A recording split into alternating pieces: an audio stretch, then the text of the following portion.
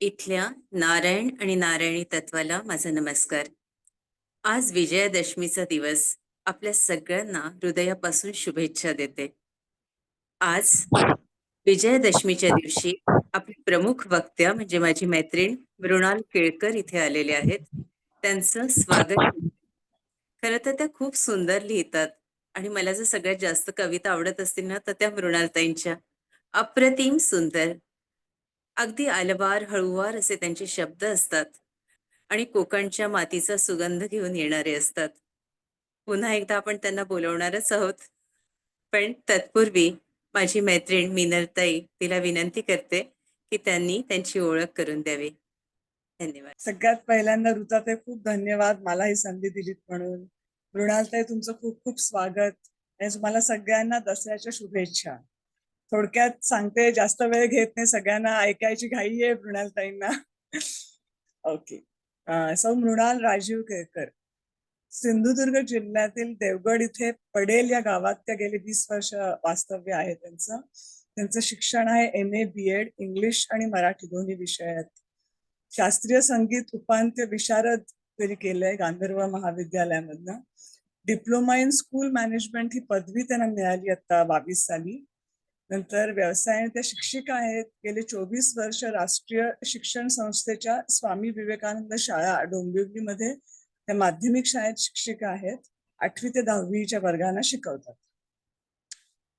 सध्या त्या स्वामी विवेकानंद मंदिर विष्णुनगर डोंबिवली पश्चिम इथे आहेत. नंतर त्यांचा घन गुलमारी हा काव्यसंग्रह 2016 मध्ये अशोक नायगावकर आणि अरुण म्हात्रे यांच्या हस्ते प्रकाशित झाला. नंतर त्यांचे पाठ्यपुस्तकात, मराठी पाठ्यपुस्तकात NCERTच्या अंतर्गत एक कवितेचा समावेश आहे. मलाही ती कविता वाचायला आवडेल गुणाल, ते नक्की वाचेन मी. माझी मुलगी आता 9वीत आहे, बघूया तिला ह्या वर्षी आहे का पुढच्या वर्षी आहे. खूप छान. नंतर 10वीच्या मराठी पाठ्यपुस्तक परीक्षण करण्याची संधी त्यांना मिळाली 2014 साली. नंतर 96 वर्धा इथे साहित्य संमेलन जे झालं त्याच्यात ओली कातळ वाट हे त्यांचा निवडक कविता संग्रह पुस्तकात समावेश झाला. खूप पुरस्कारही मिळालेत मृणालताईंना. राष्ट्रीय शिक्षण संस्था डोंबिवलीचा आदर्श शिक्षक पुरस्कार 2017, इनरव्हील संस्था आदर्श शिक्षक पुरस्कार 2018, सावित्रीच्या लेखी सन्मान कल्याण मराठी भाषा प्रसार ट्रस्ट, महाराष्ट्र राज्य शिक्षक परिषदेचा गुणवंत महिला शिक्षक पुरस्कार 2022, rotary club of Dombivli industrial area तर्फे नेशन बिल्डर अवॉर्ड 2022. नंतर शालेय जीवनापासून त्या काव्यलेखन करतायत. 9व्या अखिल भारतीय साहित्य संमेलनात निमंत्रित कवयित्री म्हणून सहभाग घेतला त्यांनी. नंतर डोंबिवलीतील 57 वर्ष काव्यरसिक मंडळाची 22 वर्ष सभासद आहेत त्या आणि 18 पासून त्या अध्यक्ष म्हणून काम करतायत. लोकसत्तेतर्फे शांता शेळके जन्मशताब्दी काव्य निवड उपक्रमात उल्लेखनीय 10 कवितात निवड झाली त्यांची आणि तेव्हा परीक्षक होत्या अरुणा ढेरे आणि कवयित्री नीरजा. खूप छान कुणालताई. सौ उमा विसुभाऊ बापट यांच्या सई बोल न काही या कार्यक्रमात सहभाग घेतलाय त्यांनी. विविध स्पर्धातून कार्यक्रमातून काव्य वाचन, निवेदन, विशेष कवींवर आधारित कार्यक्रम या सगळ्यात त्या सहभागी झाल्यात आणि रेडिओवर खास कोजागिरी निमित्त कविता वाचनात त्या होत्या. खूप खूप छान. आता आम्ही जास्त वेळ घेत नाही. मृणालताई तुम्ही सुरुवात करा. Thank you so much. नमस्कार सर्वांना, विनम्र वंदन. बुद्धिदाता गणपती, 64 कलांचा अधिपती, त्या गणपतीला प्रथम मी वंदन करते. सरस्वती मातेला मी वंदन करते. तुम्हा सर्वांना विनम्र वंदन. या व्यासपीठावरती या आधी ज्या सर्व अभ्यासपूर्ण व्याख्यात्या ज्यांनी व्याख्यान दिलं त्या सर्वांनाही मी वंदन करते. आणि ऋताताईंनी अर्थातच आम्हा सगळ्यांना जी संधी दिली, मला संधी दिली, त्याबद्दल त्यांची मी सदैव ऋणी राहीन. आज दसऱ्याचा दिवस आहे आणि चातुर्मासातील हा सर्वात मोठा सण आहे. 3.5 मुहूर्तांपैकी हा एक सण. दशहरा असंही त्याला म्हटलं जातं. दशहरा म्हणजे 10 दिशांवरती या सर्व देवींनी विजय मिळवलेला आहे. त्यांना हरवलेलं आहे. आणि विजयादशमी असंही त्याला म्हटलं जातं. प्रत्यक्ष प्रभू रामांनी रावणाचा वध केलेला आहे. अ, देवी अंबेने महिषासुराचा वध केलेला आहे. असा हा अत्यंत पवित्र असा शुभ दिवस.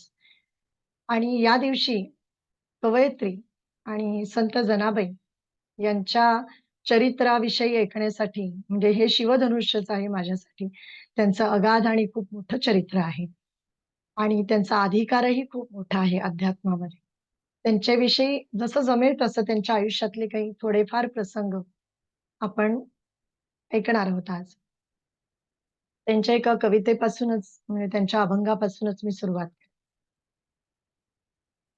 धरिला पंढरीचा चोर धरिला पंढरीचा चोर गळा बांधोनिया दोर गळा बांधोनिया दोर हो धरिला पंढरीचा चोर हृदय बंदी खाना केला आत विठ्ठल कोंडीला शब्दे केली जवाजुडी शब्दे केली जवाजुडी विठ्ठल पायी घातली बेडी धरिला पंढरीचा चोर सोहम शब्दांचा मारा केला सोहम शब्दांचा मारा केला विठ्ठल का कुळती आला जनी म्हणे बा विठ्ठला जनी म्हणे बा विठ्ठला जीवेन सोडी मी तुला जीवेन सोडी मी तुला धरिला पंढरीचा चोर धरिला पंढरीचा चोर प्रत्यक्ष पंढरीच्या विठ्ठलाला इतकं अधिकारवाणीने सांगण्या एवढी अध्यात्माची पायरी संत जनाबाईंनी अ, एक एक पायरी चढली होती. भक्ती मार्गामधलं हे एक अद्वैत असं मानलं आणि वत्सलतेचं नातं जनाबाई आणि विठ्ठल यांच्यामध्ये होतं. आणि प्रत्यक्ष पंढरपुरामध्ये त्या राहिलेल्या आहेत. पंढरपुराबद्दल त्या म्हणतात, की पंढरपूर हे माझं भक्तिरूपी माहेर आहे आणि श्रद्धारूपी सासर आहे आणि गुरुरूपी महाद्वार आहे. खरं तर संत जनाबाईंचा जन्म परभणी जवळचं जे गंगाखेड नावाचं गाव आहे. ती दमा आणि कुरुंद या दाम्पत्याच्या पोटी त्यांचा जन्म झालेला आहे. आणि त्यांना खूप नवसाने झालेली ही मुलगी आहे. त्यासाठी त्यांनी पंढरपूरची वारी केलेली, पायी वारी केलेली आहे. विठ्ठलाला साकडं घातलेलं आहे आणि प्रत्यक्ष विठ्ठलाने त्यांची प्रार्थना ऐकली आणि जनाचा जन्म झालेला आहे. त्यांच्या जन्माने अत्यंत आनंदित झालेले आहेत अ, दमा आणि कुरुंद. खरं तर शूद्र जमातीमधले गाव कुसाबाहेर राहणारं हे जोडपं आहे आणि अत्यंत प्रामाणिकपणे त्यांची मोलमजुरी करणं आणि त्याच्यातून आपला चरितार्थ चालवणं आणि त्या आपल्या लेकीला अत्यंत आनंदाने तिचं पालन-पोषण करत आहेत.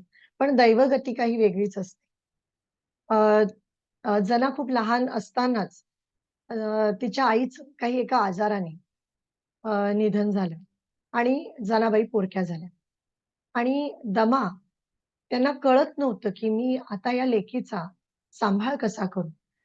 त्यांच्या मनामध्ये अचानक पंढरपूरला गेलेले असताना पंढरपूरच्या विठ्ठलाच्या मंदिराच्या बाजूला एक दामाशेठ आणि गोणाई या कुटुंबाशी त्यांचा परिचय झालेला होता. त्यांना असं वाटतं, की या अत्यंत सरळ मार्गी, साध्या, हरिभक्त परायण अशा कुटुंबामध्ये जनीवरती संस्कार व्हावेत आणि त्यांनी ठरवलं त्यांच्याकडे नेऊन जनाबाईला सोपवायचं.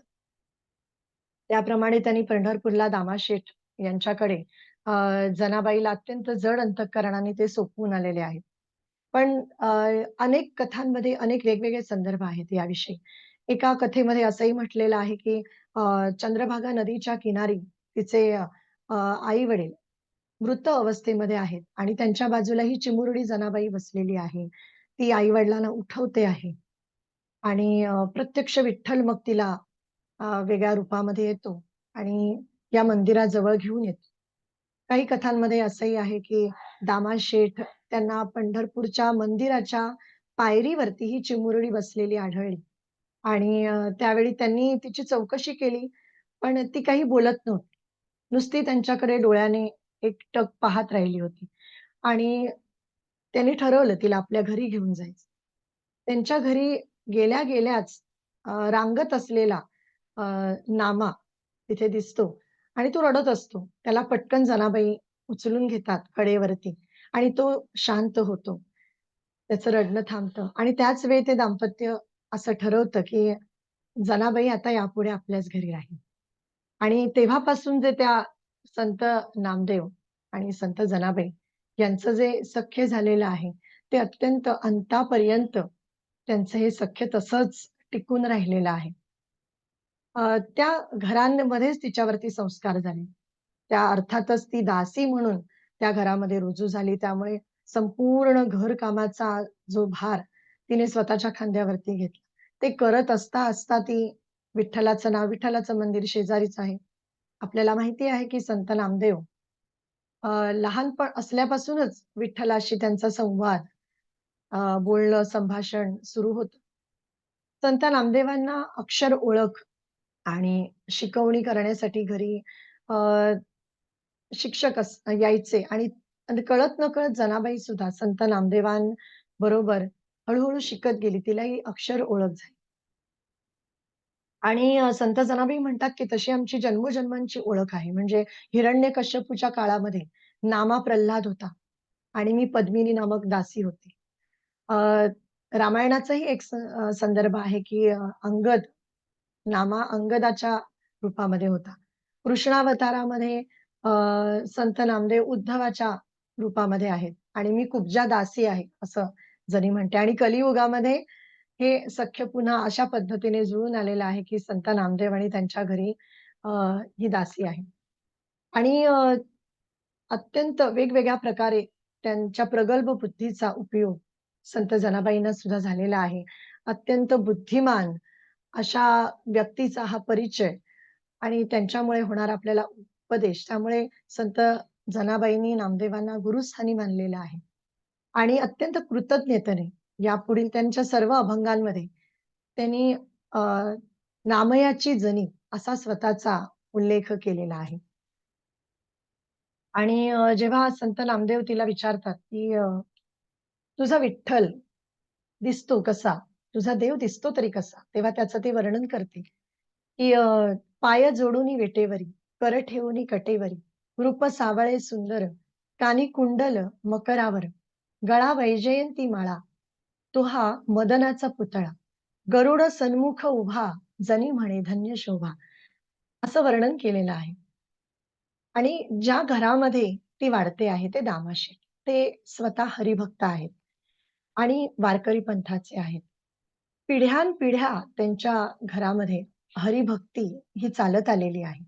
व्यवसायाने ते शिंपी आहेत आणि सदैव मुखामध्ये विठ्ठल नाम. त्यांना या संत जनाबाईंच्या अभंग रचनेचं खूप कौतुक होतं आणि तिची विठ्ठलावरची भक्ती, विठ्ठलासाठी ती सारं काही सहन करते आहे. तिची आस, तिची तळमळ आणि त्यांना खात्री होती, की ही मुलगी आपल्या घराण्याचं नाव अजरामर करणार आहे. आणि झालंही तसंच नंतर. त्यांची बहीण भागाई, ती मात्र एक अपवाद होती, की जनाबाई प्रामाणिकपणे दिवस-रात्र राबते आहे. विठ्ठलाची भक्ती करते आहे. संत नामदेवांना सांभाळते आहे. पण भागाईला काही मात्र हे पटत नव्हतं. ती तिचा सतत द्वेष करत असायची. आपण चित्रपटांमध्ये सुद्धा ते पाहिलेलं आहे. तिला लागट बोलायची. जनाबाई सगळं काम आवरल्यानंतर विठ्ठलाशी बोलण्यासाठी ती मंदिरामध्ये जात असे. तेव्हा अ, ती रात्री उशिरा परत यायची. मग तिच्या चारित्र्यावरती ती संशय घ्यायची आणि मग प्रत्यक्ष विठ्ठलालाच असं वाटलं, की नाही संत जनाबाईच्या मागे हा जो ससेमिरा आहे, तर काहीतरी आपण केलं पाहिजे. आणि त्या पावसाळ्यामध्ये पटकीची साथ आली आणि भागाई त्या आजाराने पटकीच्या साथीमध्ये ती आजारी पडली. तो संसर्गजन्य रोग असल्यामुळे कोणीही तिची सेवा करण्यासाठी पुढे आलं नाही. पण संत जनाबाई मात्र तिची मनोभावे त्यांनी सेवा केली आणि त्या सेवेमुळे संत जनाबाईंच्या सेवेमुळे भागाई त्या आजारामधनं पूर्णपणे बरी झाली. आणि त्यानंतर मात्र ती तिच्याशी अ, अत्यंत मधुर वाणीने बोलू लागली.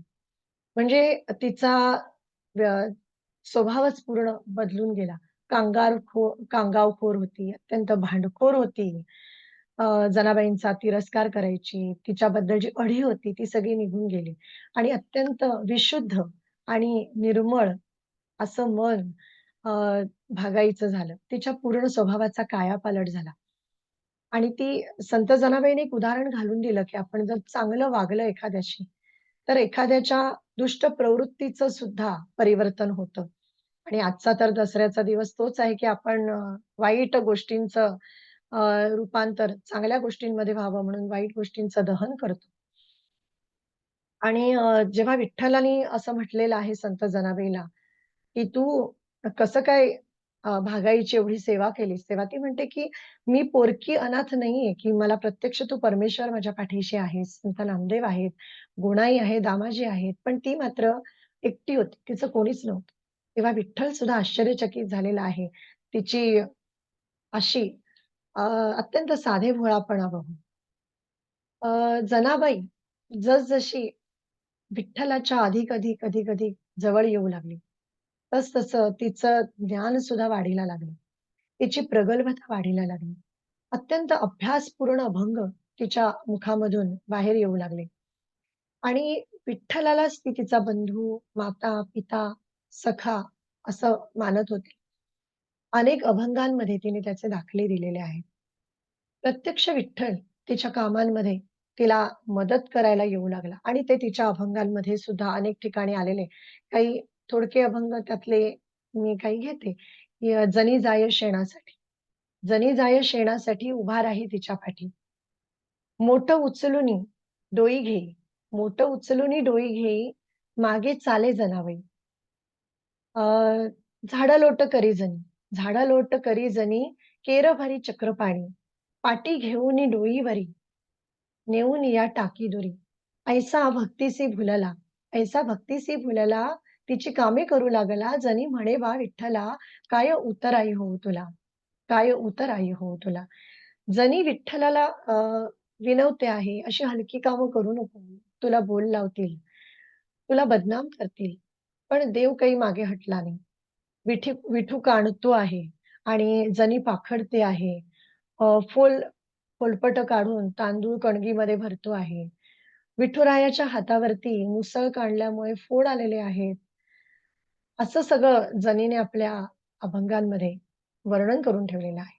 आणि हेच संत जनाबाई आणि विठ्ठल यांच्या भक्ती मार्गामधलं अद्वैत संत नामदेवांना सुद्धा अचंबित करून गेलेलं आहे. दरम्यानच्या काळामध्ये संत नामदेवांचं लग्न ठरलं आणि घरामध्ये अनेक बायकांचा राबता, पापड, सांडगे घालण्यासाठी, निवडणं, टिपणं करण्यासाठी त्या जमू लागल्या. त्यांच्यामध्ये सुद्धा भांडखोरपणा आहे, द्वेष आहे, भेदभाव आहेत, एकमेकांना टोमणे मारणं आहे, असे अनेक दोष होते. संत नामदेवांनी संत जनाबाईंना सांगितलं, की "तुझ्या ओव्यांमधून, तुझ्या अभंगांमधून तू त्यांना प्रबोधन कर, त्यांना उपदेश कर." आणि संत जनाबाईंचा आवाज अतिशय मधुर, अतिशय गोड होता. त्या उत्स्फूर्तपणे अभंग गात. त्यांनी वेगवेगळ्या रामायण, महाभारतातल्या कथा सांगून यांचं प्रबोधन करायला सुरुवात केली. अ, वेगवेगळ्या अभंगांमध्ये त्यांनी एक अभंग सांगते मी इथे, की विठ्ठल नामाची नाही गोडी, विठ्ठल नामाची नाही गोडी, काळ हाणुनी तोंड फोडी. गळा बांधोनी खांबाही, गळा बांधोनी खांबाला, विंचू लावीसी जिव्हेसी. अशी त्यांना ती मृत्यूनंतर यम काय करेल जर आपल्या मुखामध्ये हरीचं नाव नसेल, असं म्हणून तिने त्यांना विठ्ठल नामाची गोडी लावली. आणि अनेक जणींमध्ये परिवर्तन झालं, अनेकांचे संसार मार्गी लागले. एक शूद्र स्त्री म्हणून जनाबाईकडे बघण्याचा या बायकांचा दृष्टिकोन बदलला आणि कालांतराने संत नामदेव यांचं लग्न झालं. संत जनाबाईंच्या बालमैत्रिणीचं पण लग्न झालं. पण अशा वेळी काय झालं, की हे सगळे संसारामध्ये रमले. जनाबाई थोडीशी एकटी पडली आणि ती विठ्ठलाकडे तिचा ओढा अधिकाधिक वाढायला लागला. नामदेवांच्या घरी सगळे संत लग्नाच्या निमित्ताने पांडुरंगाचं दर्शन घेण्यासाठी जमा झाले. त्यामध्ये संत ज्ञानेश्वर आणि ही सगळी 5 भावंड पांडुरंगाचं दर्शन घेण्यासाठी आली. त्याच्यामध्ये गोरा कुंभार आहेत, नरहरी सोनार आहे, सावता माळी आहे, चोखा मेळा आहे, अ, असे बंका आहे. असे अनेक संत मंडळी त्यांच्या घरी अ, त्यांचं प्रत्यक्ष दर्शन जनाबाईला होत आहे.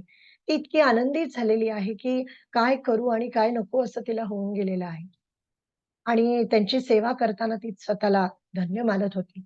तिच्या मुखामधून जे अभंग बाहेर पडत आहेत, त्या अभंगांमधली शब्दकळा, त्यातील उत्स्फूर्तता, त्यातलं कवित्व, तिचं निर्मळ मन आणि शुद्ध, पावन असा तिचा भक्तिभाव, हे बघून प्रत्यक्ष संत नामदेव सुद्धा संत ज्ञानेश्वर अत्यंत चकित झालेले आहेत. आणि संत ज्ञानेश्वरांच्या समोर मुक्ताबाईंनी या जनीला सगळ्या लोकांसमोर मंदिरामध्ये हात धरून पुढे आणलेला आहे आणि सर्व मंदिरातील लोकांना देशून ती म्हणालेली आहे, की संत म्हणजे जनाबाईंचा उल्लेख आता "लोक हो यापुढे संत जनाबाई" असा करायचा आहे. ते आता संत जनाबाई झालेले आहेत, असं अधिकारवाणीने तिने सांगितलेलं आहे. अ, अनेक संतांचं आणि विठ्ठलाचं सख्य कसं आहे, हे दाखवणारा एक अभंग आपण ऐकूया.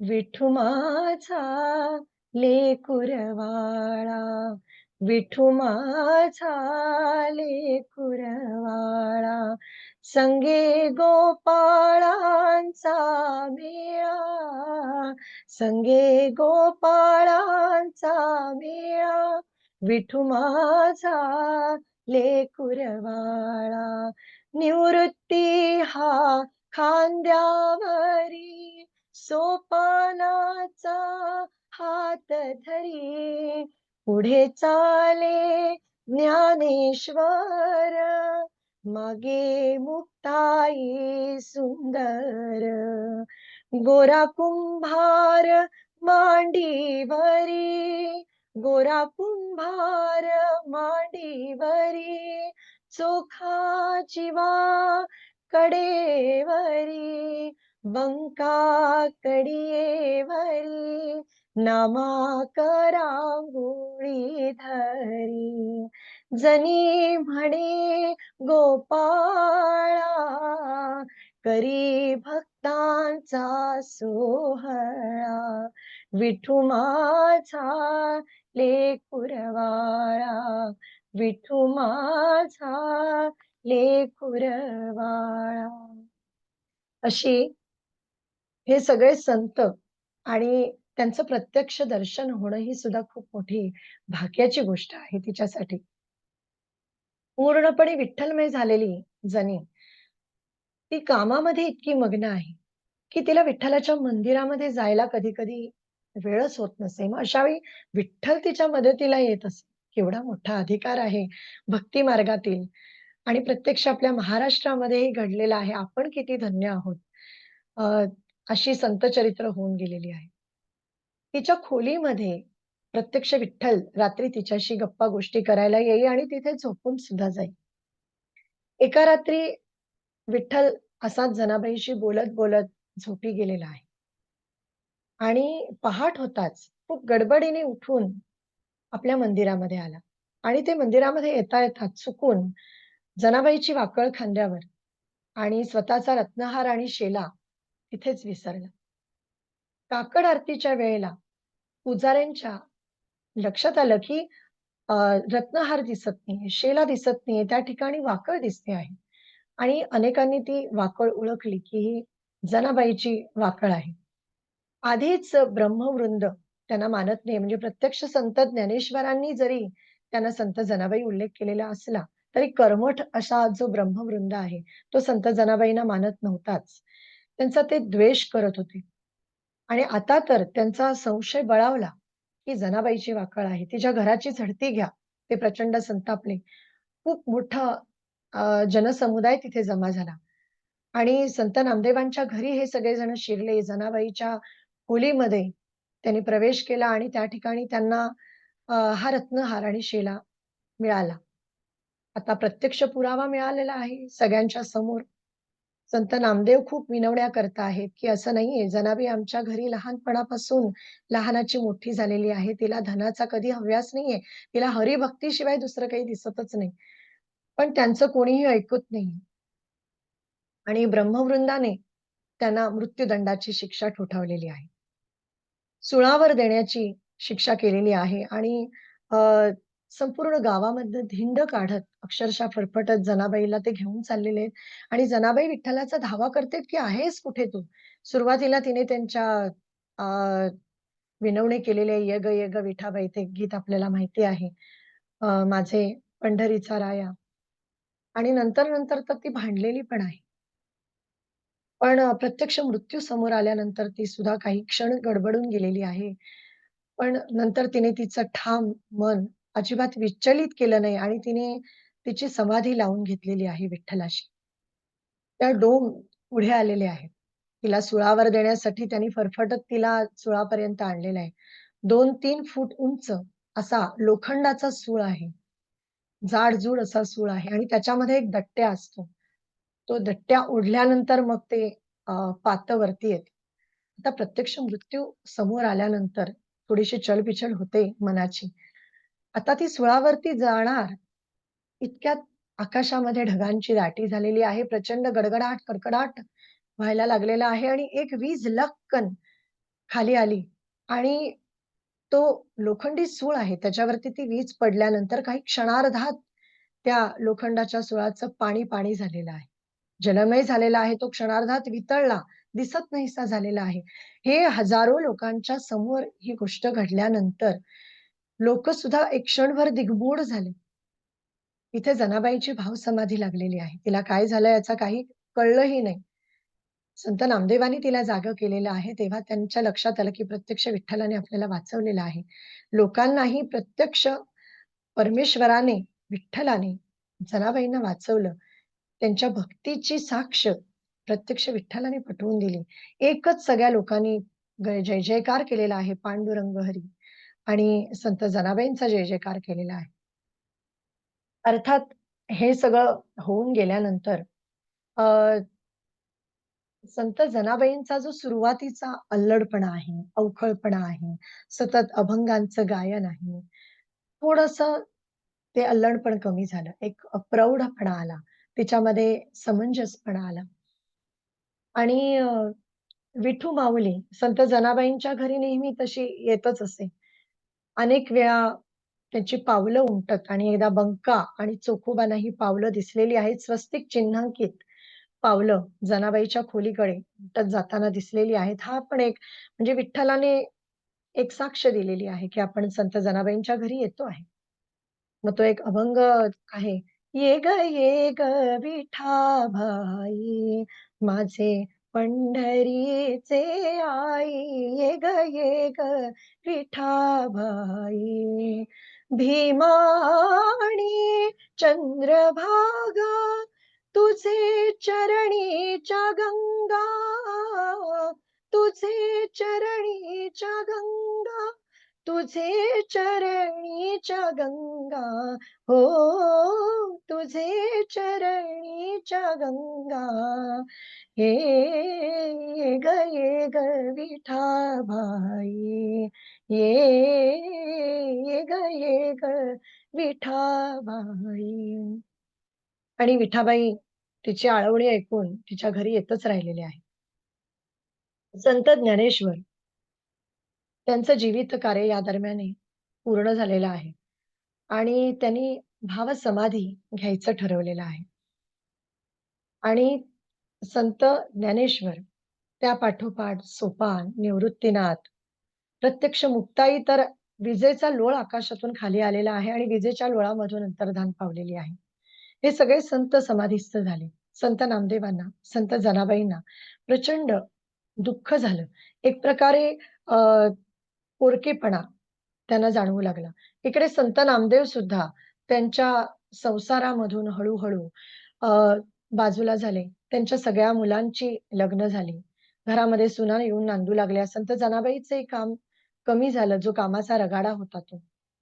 आणि संत नामदेवांनी तीर्थाटनाला जायचं ठरवलं. अनेक वर्ष ते तीर्थाटन करत होते. पंजाब प्रांतामध्ये येऊन ते थांबले. पंजाब प्रांतामध्ये त्यांनी भागवत धर्माचा प्रसार केला. संत जनाबाईंचे अभंग त्यांनी त्यांच्या भाषेमध्ये भाषांतरित केले आणि अनेक वर्ष तिथे राहिले. जवळ-जवळ वयाची 80 वर्ष होत आलेली आहेत आणि त्यांना आता पंढरपुराची आस लागलेली आहे. संत जनाबाईची ही अवस्था काही वेगळी नव्हती. तीही विठ्ठलाच्या पायरीवरती सदैव अखंड बसून राहिलेली असे अखंड मुखाने विठ्ठलाचं नाम आहे आणि तुळशीच्या माळा बनवणं, भुक्तांकडे देणं आणि त्या सतत विठ्ठलाच्या चरणांशी वाहणं आणि वाट बघत राहणं, की कधी एकदा आपल्याला विठुमाई बोलावते आहे. इथे संत नामदेव आलेले आहेत पंढरपुरामध्ये. संत जनाबाई आणि संत नामदेवांची ही जी भेट आहे, ती जीवाशिवाची भेट आहे. विठ्ठलाने सुद्धा त्याचसाठी संत जनाबाईंना इतकी वर्ष रोखून धरलेलं आहे. आणि अर्थातच आता हे दोघंही संत नामदेव आणि जनाबाई पाठोपाठ विठ्ठल मूर्तीशी लीन झालेले आहेत. त्यांच्या चरणाशी विलीन झालेले आहेत, अनंतात विलीन झालेले आहेत आणि तिची भक्ती मात्र मागे उरलेली आहे. सगळ्यात शेवटी जाता-जाता तिचा एक अभंग गाऊन आपण या सत्राची सांगता करूया. चालेल ना ऋताताई? दळिता कांडिता तुझ गाईन अनंता दळिता कांडिता तुझ गाईन अनंता नवी संबे क्षणभरी तुझे नाम गा मुरारी नित्य हाची कारभार मुखी हरी निरंतर मुखी हरी निरंतर माय बाप बंधू बहिणी तू बासखा चक्रपाणी लक्ष लागले चरणासी म्हणे नामयाची जणी लक्ष लागे चरणासी म्हणे नामयाची जणी अशी ही नामयाची जणी त्यांच्या संत नामदेवांसोबत विठ्ठल चरणी लीन झालेली आहे आणि तिच्या अभंगांच्या रूपाने ती आपल्यामध्ये अशीच चिरंतन राहणार आहे. तिला विनम्र वंदन, सर्व श्रोत्यांना वंदन. दत्ताताईंचे मनःपूर्वक आभार. या सत्रामध्ये हे संत जनाबाईंचं अ, अत्यंत भक्तिपूर्ण असं चरित्र मला सांगायला संधी दिल्याबद्दल. धन्यवाद. मृणालताई, किती सुंदर बोललात. डोळ्यातनं गळगळ पाणी येत होतं आणि काही सुचत नव्हतं.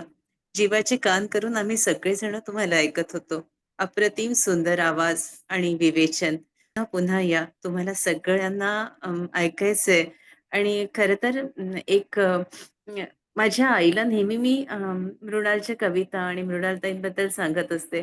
तर ती म्हणाली, "मला कशी गं दिसेल?" तर मी म्हटलं, "आई, आपण त्यांना बोलवूया की आपल्या Zoom मीटिंगवर." ती खूप उत्सुक होती. तिला तो व्हिडिओ ऑन करता येत नाही किंवा ऑडिओ सुरूही करता येत नाही. पण ती आज मला वाटतं इथं माझी माऊली पण ऐकत असेल. तर मी जरूर नंतर फोनवर आपल्याशी बोलणं करून देईन. नक्की, आणि नक्की. माझ्या सगळ्या मैत्रिणींनाही एक उत्सुकता होती. असा एखादा कार्यक्रम आपण जरूर करू. कारण मृणालताईंचं जे लेखन आहे, लिखाण आहे, कविता आहे, क्षमा करा माझ्या डोळ्यातनं जरा अश्रू उघळले, की मला सुचत नाही बोलणं. ते अप्रतिम सुंदर आहे. म्हणजे बहिणाबाईंच्या कविता आणि मृणालताईंच्या कविता या मला खूपसं त्याच्यात एक साम्यता वाटते. तर आपण पुन्हा त्यांना एकदा जरूर, एकदा का म्हणजे पुन्हा-पुन्हा पण या विषयावर आपण त्यांना विनंती करू, की त्यांनी जरूर यावं. खरं तर इथे त्यांचं येणं अतिशय अवघड होतं. एक अडथळ्यांची रेस होती आणि त्याच्यातून सुद्धा प्रयत्न करून मला याच्यासाठी कौतुक वाटतं, की सगळे अडथळे दूर सारून त्यांनी आपल्याला जे दिलं ते खरंच त्याच्यामागे माझे तर शब्दच नाही, की मी कुठल्या शब्दात त्यांच्याबद्दल बोलू. पण इथे एक आपला रीतिरिवाज म्हणून मी विनंती करते अनुपमाताई, ताईंचे आभार प्रदर्शन आताच आपण करूया आणि नंतर आपण ध्यान घेऊया. एक 10-15 मिनिटांचं. अनुपमाताई? ताई नमस्कार. आराधना समूहाच्या वतीने मी आपली कृतज्ञता व्यक्त करते, कारण आपले आभार कसे मानू.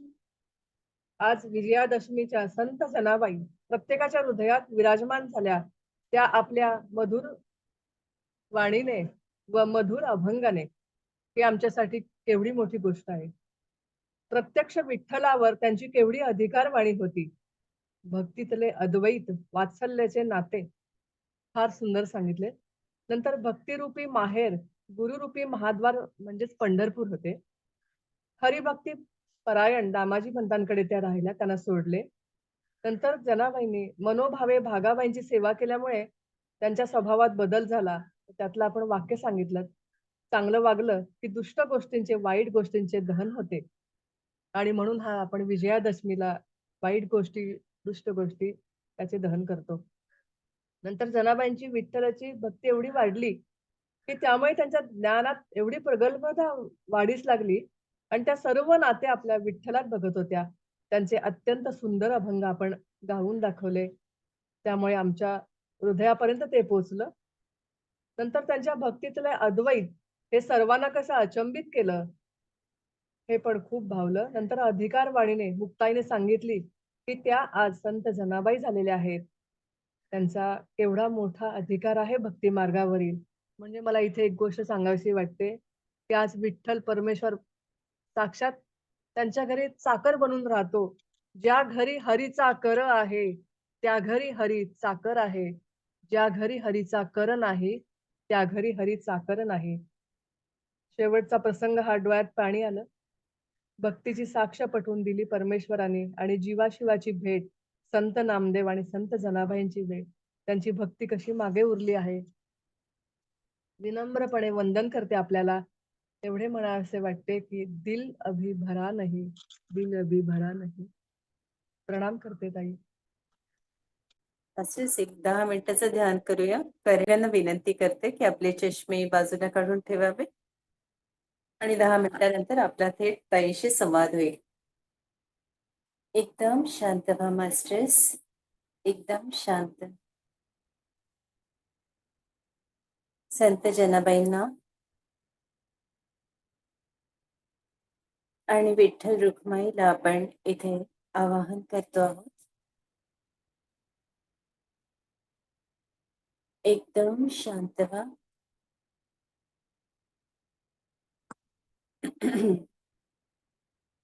ही ऊर्जा ब्रह्मरंध्रापासून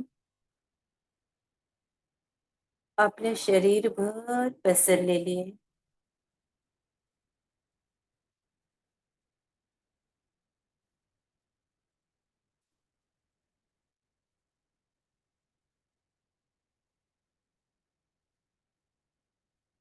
आपल्या हृदय चक्रावर या.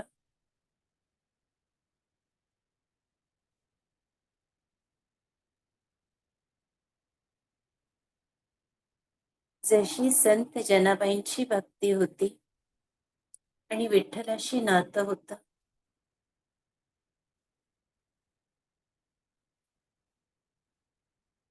तसं नातं आपलंही आपल्या परमेश्वराशी असू देत.